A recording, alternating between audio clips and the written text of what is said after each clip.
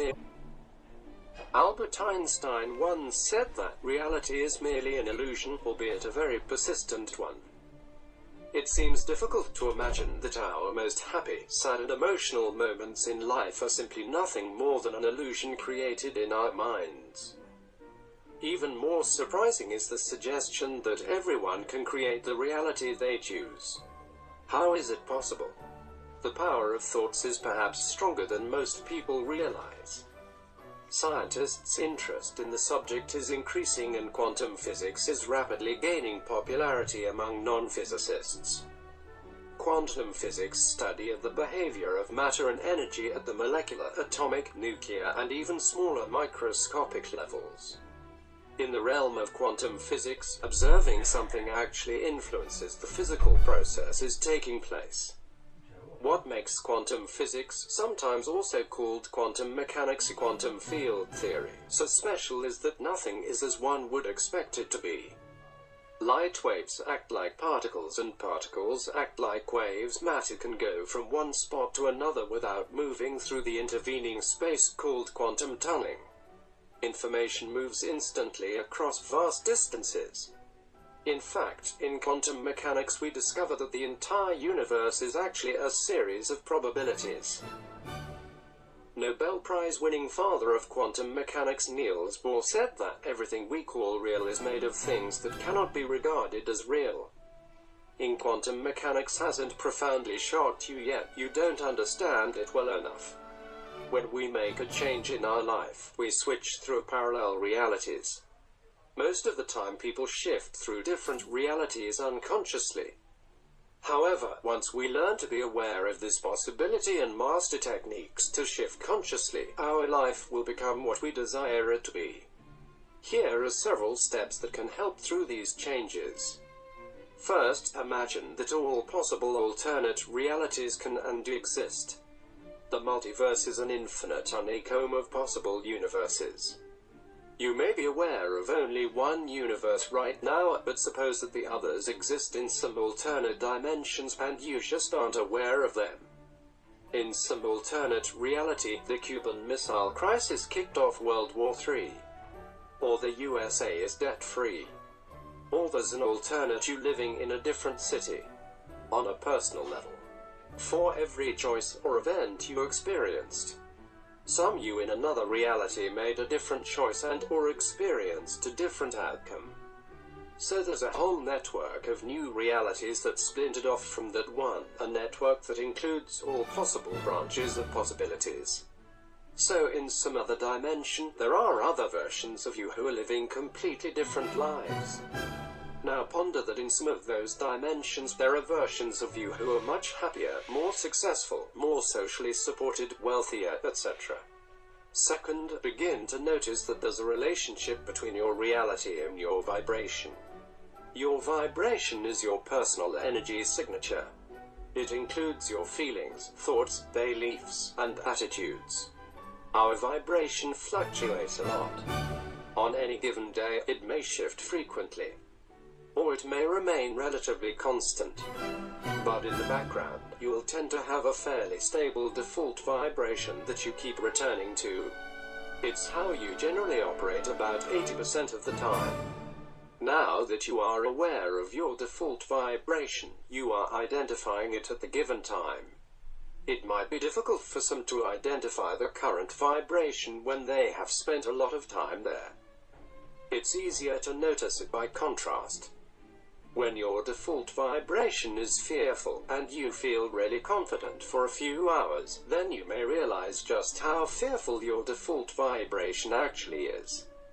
Another way to understand your default vibration is to spend some time with people who have very different default vibrations. They will draw your vibration towards them, effectively stretching you away from your default experience, and during those times you can gain some perspective as well. Once you have some clarity about your default vibration, notice which of the exceptional vibrations you feel most drawn to. Suppose you notice that your default vibration has a lot of scarcity in it. When you do the contrast exercises in the previous step, you can see that you've been pessimistic, envious, and needy. But every once in a while, you have peak experiences of abundance, appreciation, and gratitude. If you could experience these peak vibes as your normal default vibe, your life would change radically for the better. You would effectively switch dimensions into one where another you is experiencing delightful levels of abundance right now. It is important to come up with a way to reload your signature vibe whenever you want.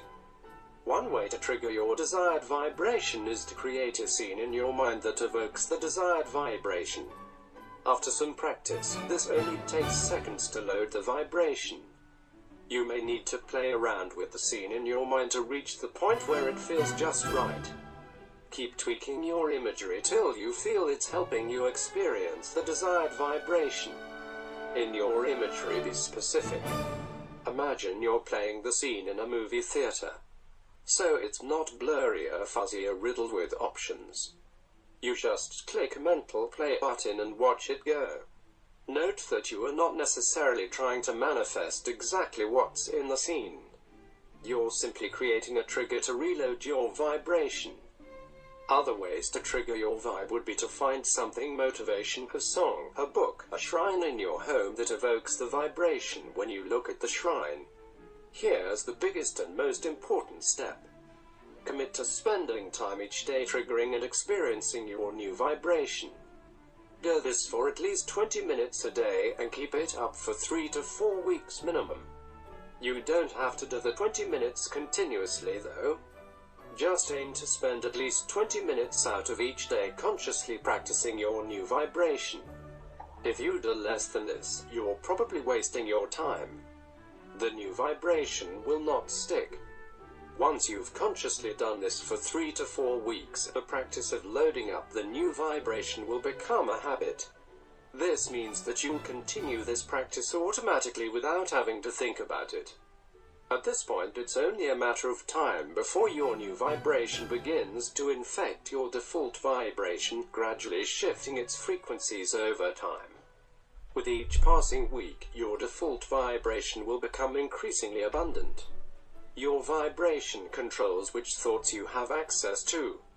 As you begin to shift your default vibration, your thinking will change as well. You'll begin to get new ideas that are inspired by the new vibration. Notices especially the ideas that are out of sync with your old vibration but which are clearly spawning from your new vibration. Take action on these ideas as much as you can. Give yourself permission to be very spontaneous during this time. Don't hesitate. Just act. You won't do this perfectly, so don't beat yourself up if you miss an opportunity. Just keep leaning into your new vibration with action. Take action again and again. As you shift your vibration, your reality is going to shift too. But you must cooperate with these shifts. If you fail to cooperate, you'll effectively block the shift from taking place, and you'll remain stuck in your old reality. As you shift your vibration internally, you're going to see some flare-ups of polarized energy in your external reality. Some of it will be very positive. New forms of support will rush towards you to encourage you. But much of it will take the form of resistance. A common form of resistance is the old relationship you had with people which were a result of your default vibration. As you shift your vibration, your relationships must change as well. As you see your reality begin to shift, welcome it. Notice signs that you're making progress and celebrate them. Creatively observe that your reality is indeed changing.